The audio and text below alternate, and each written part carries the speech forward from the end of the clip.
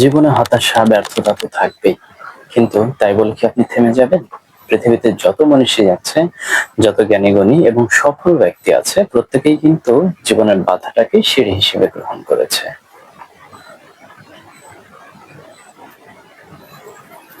যেমন রবীন্দ্রনাথ ঠাকুর। পরিবারে একাডেমিক পড়াশোনা করতো না বলে সবাই তাকে নিয়ে দুশ্চিন্তা করত, তার দ্বারা হয়তো কিছু হবে না। কিন্তু এই ছোট্ট রবীন্দ্রনাথ ঠাকুর একদিন নিজের পথ নিজেই বানিয়ে নিল। তিনি গীতাঞ্জলি লেখেন মাত্র ১৩ বছর বয়সে এবং সেটি তিনি নিজেই ইংরেজিতে অনুবাদ করেন।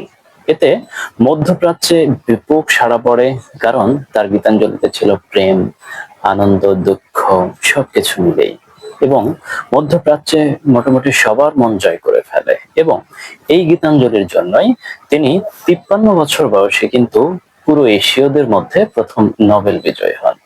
দেখেছেন, প্রত্যেকটা মানুষের জীবনে কিন্তু বাধা বিপত্তি থাকবেই। রবীন্দ্রনাথ ঠাকুর কিন্তু ছোটকালে একাডেমিক শিক্ষায় আগ্রহী ছিল না, কিন্তু তারপরেও সে কিন্তু খুঁজে বের করেছিল কোথায় তার ইন্টারেস্ট, কোথায় তার ভালো লাগা। তিনি কিন্তু সেটা ঠিক বুঝতে পেরেছিলেন এবং সাহিত্যে নিজেকে সম্পূর্ণভাবে বিসর্জন করেছেন। ফলশ্রুতিতে তিনি কিন্তু এশীয়দের মধ্যে প্রথম নোবেল পুরস্কার বিজয়ী হন। আজ আপনি আমি হয়তো ভাবি এই মুহূর্তে আমি কিছু একটা ভাববো, ঠিক পর মুহূর্তে সেটা কিন্তু ফলশ্রুতিতে আমরা ফলাফল পাবো। মনে রাখবেন, দুনিয়ার সবকিছুই কিন্তু সংক্ষিপ্ত নয়। আপনি চাওয়া মাত্রই কোনো কিছু, আমি চাওয়া মাত্রই কোনো কিছু কিন্তু ঘটবে না। এর জন্য একটা সময় দিতে হবে। হ্যাঁ, আপনি ব্যর্থ হবেন তবেই তো আপনি শিখবেন, তাই না? Failure is the pillar of success. আচ্ছা, বাদ দেন, আমি রবীন্দ্রনাথ ঠাকুর ওনার কথা বলছি। তিনি কিন্তু বলেছেন, যদি তোর ডাক শুনে কেউ না আসে তবে একলা চলো রে। আপনি যদি জীবনে কিছু করতে চান, আপনার পেছনে থাকা মানুষগুলো কিন্তু আপনাকে বারবার চাইবে টেনে হিঁচড়ে তাদের সারিতে এনে দাঁড় করতে। কিন্তু আপনাকেই কিন্তু চেষ্টা করতে হবে এবং আপনাকে জানতে হবে, আপনাকে বুঝতে হবে কে আপনার শুভাকাঙ্ক্ষী, কে আপনাকে চায় ওপরের সিঁড়িগুলোকে আপনার জন্য কঠিন করতে, আপনার জীবনের পথ চলা কঠিন করতে। কে কি ভাবলো সেটা নিয়ে আপনার তো মাথা ব্যথা হওয়ার কথা নয়।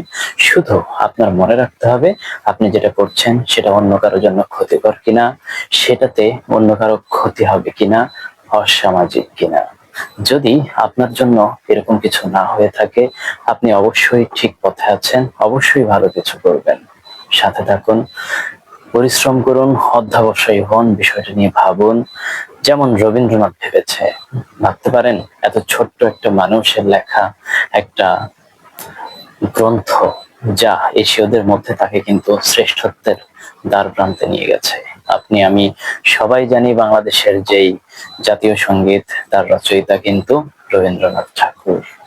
সো আজকের এই গল্পটা থেকে আমরা এটি শিখবো, শিক্ষণীয় আসলে এখানে যে বিষয়টা সেটা হচ্ছে আপনার পথ চলা আপনাকে নির্ধারণ করতে হবে। কেউ কিন্তু আপনাকে আমাকে এসে বলে দিবে না।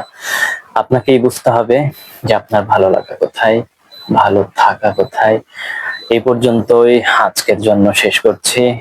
আগামীতে অন্য কোনো মনীষী, অন্য কোনো জ্ঞানী গুণী যাদের জীবনী থেকে আমরা অন্তত কিছু হলেও, একটা দিক হলেও শিখতে পারবো।